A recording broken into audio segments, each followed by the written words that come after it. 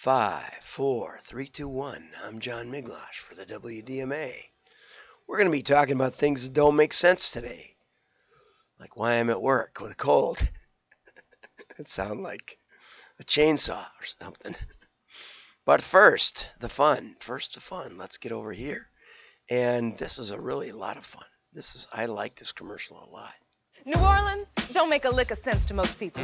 A big city built below sea level that throws logic out the window and beads to strangers. And our chicken is no different. A fast food restaurant selling fried chicken that takes 12 hours to marinate? That makes no sense. But it does make delicious. The best recipe for big flavor ain't about logic. Because you know magic when you see it or when you taste it. We don't make sense. We make chicken. Love that chicken from Popeye. Okay, what a great commercial. That was a great commercial. That was such a great commercial that I actually looked up where there are Popeyes around me, and there are not many. I guess they're all about a half an hour away. But, in a big city, that's not too much.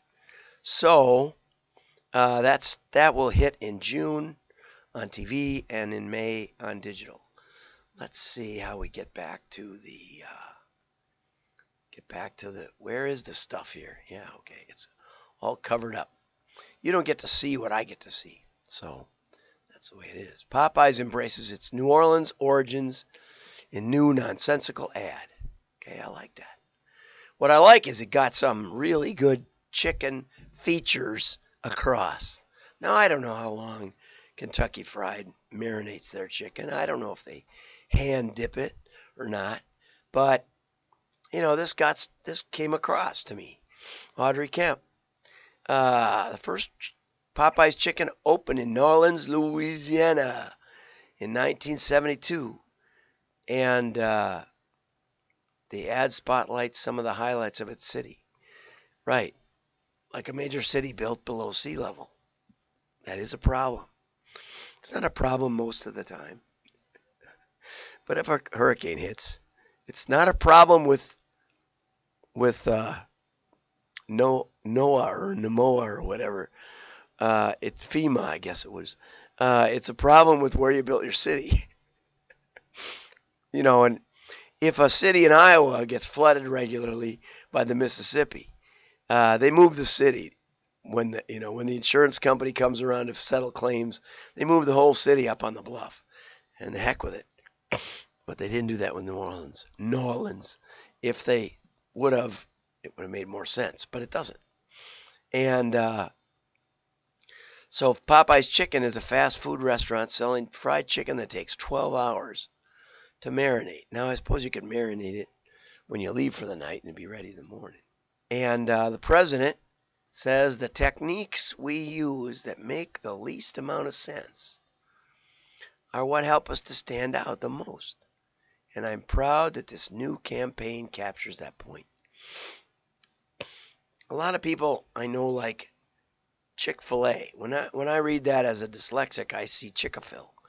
But anyway, there's one fairly close. Two fairly close. And I tried it once. I didn't like it that much. It was dry. I don't know if it's always dry, but that one was. It's all you need sometimes. A convenience sample. And so I'm going to be on a chicken testing adventure probably next week. I'm going to try the Popeyes. I'm going to try the Kentucky Fried Nuggets with the original flavor. And I'm going to try Chick-a-Phil again just for the heck of it. So excellent ad. Excellent ad. Not only hits some of the fun and the heritage, but also hits the distinctives that make it better. Does marinating chicken make it better? I don't know. David Ogilvy mentions he did a Shell Answer Man series for Shell, and he said one of the things he said was that Shell uses engine cleaners, and every other gas refiner used engine cleaners too, but no one took credit for it. So maybe they all do, but I doubt it. And so excellent commercial. Okay. 4 tips on using direct mail. Oops, before we do that, I just want to get back to show you this one. Tucker Carlson, you may not know, but got fired from Fox. And I don't know much about Tucker. I saw a tweet of his where he was fly fishing in Central Park, and some guy came up on him and said, "Hey, are you allowed to do that?" And he said, "Yeah, it isn't very good fishing, but sometimes when I'm in New York, I just come over here and wet a line or something." And I saw him on a show where a guy just shoots guns, and Tucker came and talked, and he just seems like a really down to earth guy. That's about what I know about Tucker. But he was getting about 5.5 million, averaging about 5 million views on his TV show every night. And he decided to do a tweet now that he's fired. Here he is talking. And he's got 73.7 million,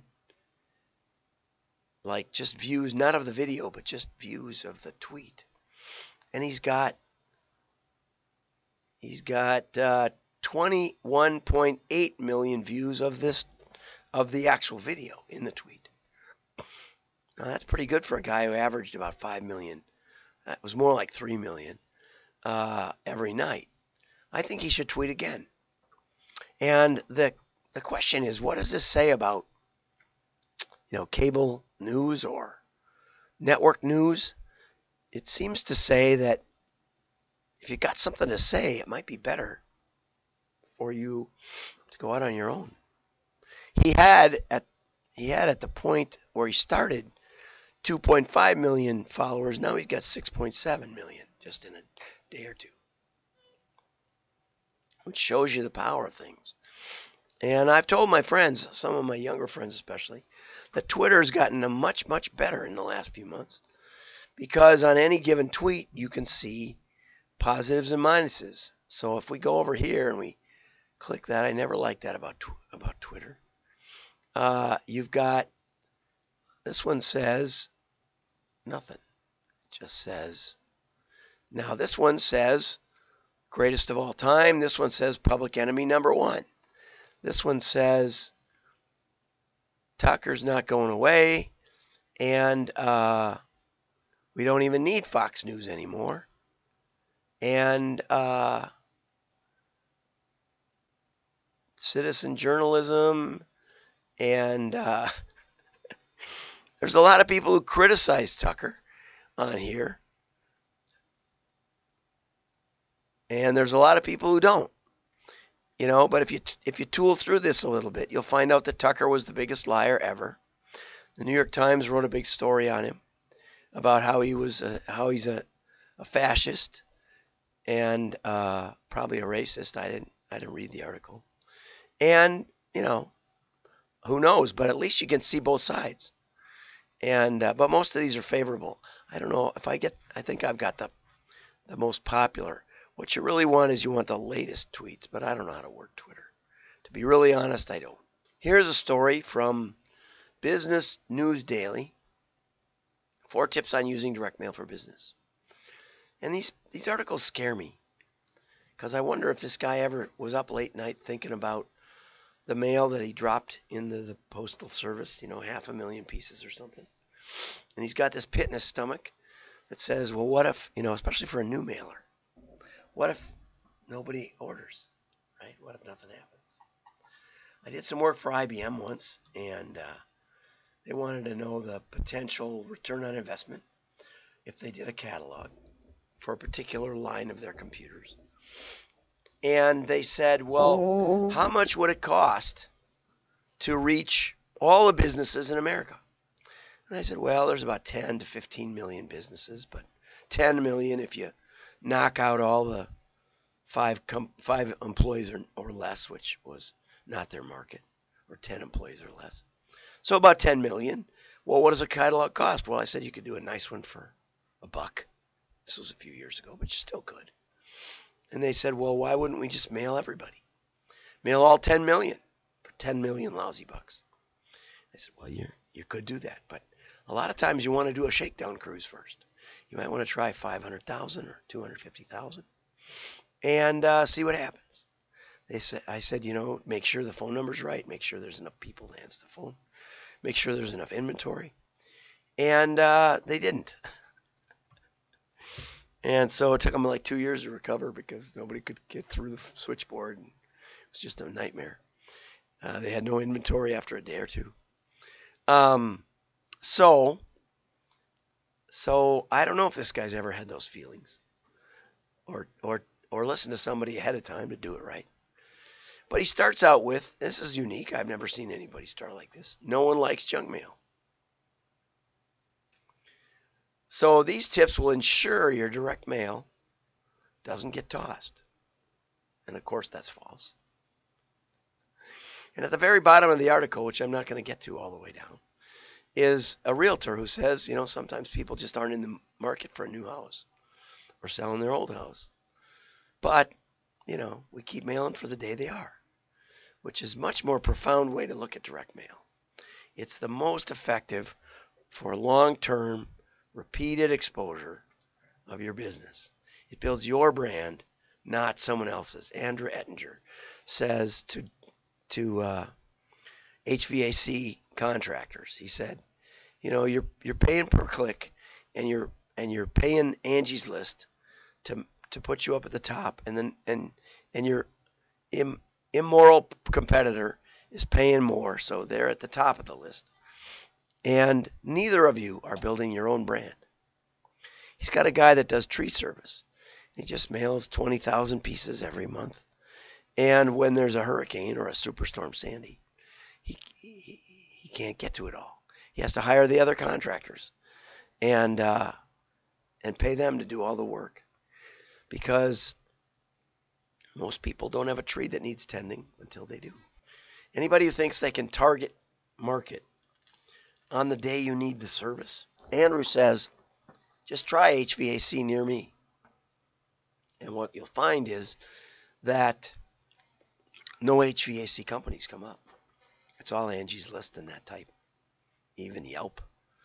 And so even when you need, even when your heater goes out or your air conditioner and you need HVAC, you won't necessarily get one on Google. So this is, junk mail is, if I get a, like the other day, we got a Discount Shoe Warehouse postcard, and it had a picture of a cooler on it. Actually, it was a little fold out. It was the size of a postcard, probably mailed for postcard rates, but it was, I think it was tabbed. Anyway, it had a little cooler on it, and I keep trying to steal. My daughter has a little cooler that I really like, and it looks just like it, so maybe it is. And it said if you spend $50 on shoes, you get a $40 coupon for more shoes, and you get a cooler. Well, I didn't care about the shoes. I don't even know if they have men's shoes, but I set it aside so my wife would see it. So we had two people, and I asked her this morning, did you see that? Because on the Wisconsin Large Mailer Roundtable last night, I mentioned it, and one of the people, Ray Jackson, said, yes, she'd seen it. She had it right there. Which means your mail gets looked at. It really does. I mean, what are the odds of that? And it isn't even to me, right? And but if a Bass Pro Shops catalog comes and I don't grab it first, I usually pick up the mail, and my wife usually sorts the mail. Then it's going in the trash because she doesn't want me tempted by that. And so junk mail is contextual. If you don't need it today, you toss it, right? And the mailer, you can't know whether I need it or not, right? I just took my car in to get a wheel bearing replaced, and now there's another thing come up. VSC, I don't really know what that is. Vehicle skid control, I think. Probably because they did something to the wheel. They interrupted the interface there. But I'm thinking maybe I need a new car. When I took it in on Monday, it didn't have that, but it's contextual. You can't know my life. I don't even know my life. I didn't expect that to happen. So here's an article that starts off wrong and goes downhill from there. And really nice little piece of mail lead generator, though. You can mark what kind of mailing you're looking for, and then it takes you to another page where you tell it what you want to do with it, and then what quantity, and then your zip code. I don't know if this is related to business news or it's an advertiser. And then it's got a definition of direct mail. And here's Tom Fody, and I think I know Tom. I'll be talking to Tom. I'll be calling him up. But not all the postal people know much about direct mail, to be honest about it. It's kind of funny. Direct mail creates a one-to-one connection that's hard for other media channels to match, which is exactly what we were talking about when you use Google pay-per-click rather than direct mail. But for this article, they reached out to experts. And I said, Andrew, you didn't call me. I might have been able to help you save this article. First off, targeting, always the best. But, you know, the experts talk like ad agencies. Well, we've got to have here it is, U.S. pre-sort. You need the best customer profile. And what that means when I've done it with ad agencies, which I have, is you sit around in a room and say, well, who do we think our customers are? You know? But the world is full of stories like Arm & Hammer baking soda. Who do we think our customers are? Well, they're people who bake. Because that's what you use baking powder for. It's right in the name. Well, they found out that wasn't the customers. As baking declined, people were using it to absorb odors in their refrigerator. Somebody figured out they could do it, and they kept doing it. And unlike the 7-year-old baking powder that doesn't even work anymore that was in my mom's cupboard, in the refrigerator, you change it out every month, so you get a lot better churn. And now they got deodorant, underarm deodorant. They got spray stuff around your house to deodorize stuff. And it's a whole nother market. So you don't know necessarily who your customers are. But the worst thing you can do is just speculate and call up a list broker and say, I want these kinds of people. I mean, if you do it right, you say, I think I want these kind of people. And you target and segment. Now, sometimes if you're selling, like the Wyndham Hills story, where I walked in on them because they said everything wasn't working in their mailer. They had a little catalog, which was beautiful. And they included a CD in it. And I said, you might want to put a sticker on the outside saying free CD enclosed. They said, well, we were worried people would steal it. They were renting lists. It was prospects. I said, you mean people who like to listen to music? I mean, it didn't matter if somebody stole it, they probably would listen to it.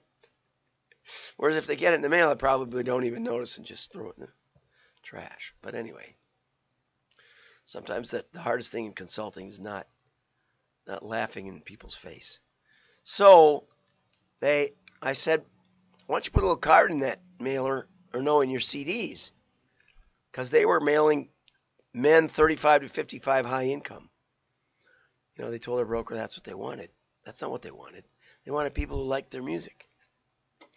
So they got rid of about 4 million of those CDs a year. And I said, put a little card in saying we have a free catalog if you'd like one. They could have put a QR code on it now.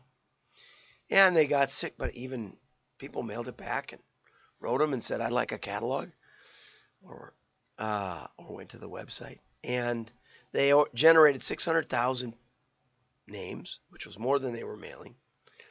And they pulled a 15% response, which was multiples more than they'd ever gotten. So, it's right about one thing. Some people want high income, some people want low income. What you really want is people who want you. And the best way to know is to test. And there's very little about testing in this article. There's a message that says check the results, but that isn't testing. Testing is so far, it's like 180 degrees opposite of generating results and measuring the results. Testing is an art and a science. And if all you do is read these articles and make stuff up on your own and never really know what your customers are looking for, then you're lost. So if you'd like more information on testing, give me a call. I got 2 good calls today, and thank you for that. I'm so excited. I always love talking to people. My number's below. Have a great day. Like and share. Your friends will know you're smart. Bye-bye.